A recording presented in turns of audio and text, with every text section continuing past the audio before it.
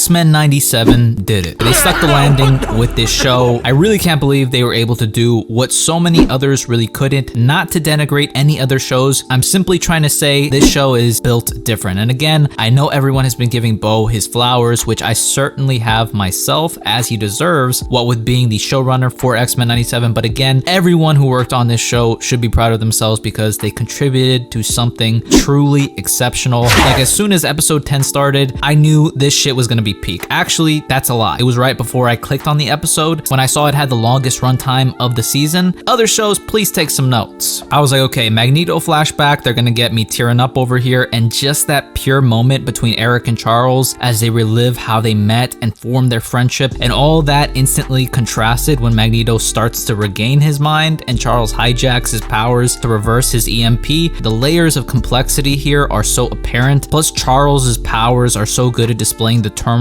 within so creatively with the crashing cold waters and storms. It's just such a good way to express all that emotion. All of this gave me serious X-Men First Class vibes between them. When Charles does turn the power back on, it turns out as well that my hunch about other characters coming through was right, and we basically get to see the whole Marvel Fox animated universe all over again. Shit, we even got my boy Daredevil in there. Why they never made his show, I'll never know. We did, however, get to see Black Panther, but of course, it was not T'Challa, but T'Chaka instead, which upset me, okay? I didn't even really remember enough of this version of Black Panther to know the extent at which it upset me, but shout out to my boy, Protocol 36, for reminding me T'Chaka actually died in this Fox animated universe. It's just crazy, the T'Challa erasure that has been happening here, folks. Bo seems to confirm that this was not his idea, and please, Marvel, we want and need T'Challa back in all forms of media, preferably JDW or Damson Idris. Another GOAT that we got back and pretty much got a resolution for was 90s Spider-Man, okay? He finally found MJ, players, the real one. A 20-some year cliffhanger finally resolved. Honestly, I love the animated series, still have lots of love for it. I am hesitant though to say it revived because I do feel that kinda undercuts Friendly Neighborhood Spider-Man. Not really kinda, it does. And I think we can service these characters within the X-Men series that were a part of this animated universe of the 90s and give new installments like Friendly Neighborhood Spider-Man a chance. I think X-Men 92 is a bit of an anomaly in and of itself. It was left on a kind of cliffhanger that felt worthy of this crazy revival, and then it earned it even more so by being so good in all regards. Just like X-Men, I'm hoping Friendly Neighborhood Spider-Man is as good and is animated by Studio Mir, and that the writing that Marvel Animation employs is on the same level. Back to the X-Men though, Bastion comes back to life and starts morphing more into a machine and monologuing. We get a Phoenix moment though, and she uses it to cut off his signal to the Prime Sentinels and to grant Sinister a fate, for him, worse than death. Phoenix cast the legendary spell, BBL Be Gone, and got Sinister looking like that floating head from Courage the Cowardly Dog. This is actually how all of my friends who are just 1 year older than me look right now. I love how Jean acknowledges Nathan as her son and he acknowledges her as his mother. Just good warm stuff. Bastion ain't done yet though, and asks Cable if he can borrow his arm real quick, and this is how he upgrades himself to his look from X-Men Second Coming or X-Force 26 from 2010, which is such a crazy run on X-Force, super visceral and badass and just weird as hell. And if you read it before the finale, you were probably shitting bricks when Nightcrawler was fighting Bastion. So pretty much after he gets cut off from his Prime Sentinels, his big plan now is to go full Ultron mode and crash Asteroid M back into the Earth, and this is when it's X-Men vs Bastion. Glad Rogue got to get her shit in with him, remember it baby. But this is honestly when I kinda got iffy on the episode. Like, I get that it's a popular trope now, show kindness to your enemies, but damn, this mofo is barely a human, he doesn't look really human anymore, and he committed a genocide. Y'all need to start whooping his ass like Rick James with dirty cowboy boots on, okay? I also really liked how he slowly is going more machine, losing any semblance of humanity he had left by the end of the episode. President Kelly's dumbass sets off the Magneto protocol, basically dooming Earth. Like, bro, what the fuck were you thinking? Setting things up for a full X-Men sacrifice with the gang preparing to die to save Earth. Scott and Jean get a chance to say goodbye to Nathan and tell him that they love him, and it's just beautiful stuff. I like how Cable's gruff character remains even when getting sentimental about missing out on X-Men adventures with his parents and the team and relaying his love for his parents. Just the whole scene right here with the tears in Scott's eyes as he takes the visor off and shoots the core, preparing to die. Like, Scott's power is so fucking raw. The whole scene is so fucking raw. In live action, this would have changed lives. Morph confessing to loving Wolverine as Jean to try and pull him through. Wolverine goes through a crazy mind trip trying to deal with the trauma from this in Wolverine 75, and Jean was there to help him through, so that's going to be very trippy, and maybe we'll get a glimpse of that for season 2. Everyone trying to slow Asteroid M down, and the operatic version of the theme song slowly building while Magneto slowly regains his mind and remembering just who the fuck he is, coming in clutch, raising Asteroid M back up into space was just pure epicness. That must suck ass though, to get mind fucked and then wake up to getting time displaced in the past, and it looks like most of the gang got transported to Young Apocalypse and Sabanor time, so that's going to be interesting for season 2, and if they let time pass or we pick up exactly where we left off. Then we got the Summers crew literally in the future, with Cable being revealed as well as Mother Ascani, which is actually just Rachel Summers, the daughter of Jean and Scott from an alternate timeline. She hasn't been in too many comics, but I would recommend Cable from 1993 issue 6 through 8, and then The Adventures of Cyclops and the Phoenix to get the gist of the character, and I do imagine they adapt this for season 2 in some capacity. The mid-credit scene was totally welcome, and having Apocalypse on Genosha with the Queen card alluding to the resurrection of Gambit as the Horseman Death, that shit was awesome. This would be from the Blood of Apocalypse storyline from 2006, X-Men Volume 2, issues 182 to 187. Basically, like, you know, this is after M-Day, there's like no mutants left on Earth, and Gambit's like, the X-Men are treating me like shit. Maybe Apocalypse is gonna help and revitalize mutant kind, but that's pretty much it for season 1 of X-Men 97. So was this show perfect? No. As good as it is, no show is perfect. I thought episode 4 was a bit of a filler episode. I think it can be said some characters kind of took a back seat, like Beast or Morph or even Wolverine. I think at least in the last episode, some plot holes could be said, with Storm not being able to summon her powers during that Bastion exchange, and the Phoenix just dipping out when it was convenient. But honestly, I didn't even notice that till after several watches, and again, I think that's a testament to the excellent writing. It makes you forget about the plot holes or not seeing enough of certain characters because of them being written so charismatically and saturated with humanity, as well as just being effective with the time they chose for those characters. This show has seriously reinvigorated my love for the X-Men, besides reading each week in almost scattershot fashion across the X-Men timeline so that I'm able to talk more in depth about these episodes and the characters. It made me look at past X-Men media with much more appreciation and reverence. I will continue to focus more time on reading X-Men, especially with Deadpool and Wolverine coming through, even with all the DC stuff I want to catch up on. I think, again, that's another thing that happens with a great show like this. It compels viewers to return to the source material to learn more about these characters that they've caught fascination with. Beau DeMayo still has not been rehired. It has still not been revealed why he was fired in the first place, even with the adulation of damn near everyone for this show, and we still don't know why. He did write most of season 2, and executive Brad Winderbaum did say they would stay true to his vision, which we'll see how that goes. But again, I know I haven't said it enough. Everyone who worked on this show should be proud of themselves, from all the other writers who contributed to the many amazing lines that made us fall for these characters, the editors who put all these wonderful pieces together, the directors that guided these processes, Studio Mir who went absolutely crazy with the animation that had us entertained and in awe throughout, and all the voice actors that gave their all in such compelling performances. I'm trying to be very aware of my recency bias here, players, but I think X-Men 97 season 1 has got to get a fluctuating 8.7 to 9 as a series from head to toe. It's solid on almost all fronts and exceptional on more than a few. Just an amazing adaptation. They really gave a satiating experience from March till May with this rendition of the X-Men. I'm so excited for season 2 and just any X-Men content in the future. Let me know your thoughts and ratings of season 1 and any predictions you have for season 2. But that's it. On to my adventures with Superman season 2 starting next week, players, so stay tuned. If you liked the video, leave me a thumbs up, comment down below, and if you want, subscribe. I always appreciate it. Thank you guys so much for watching. I'm hoping all you guys are well, and I will see you in the next one.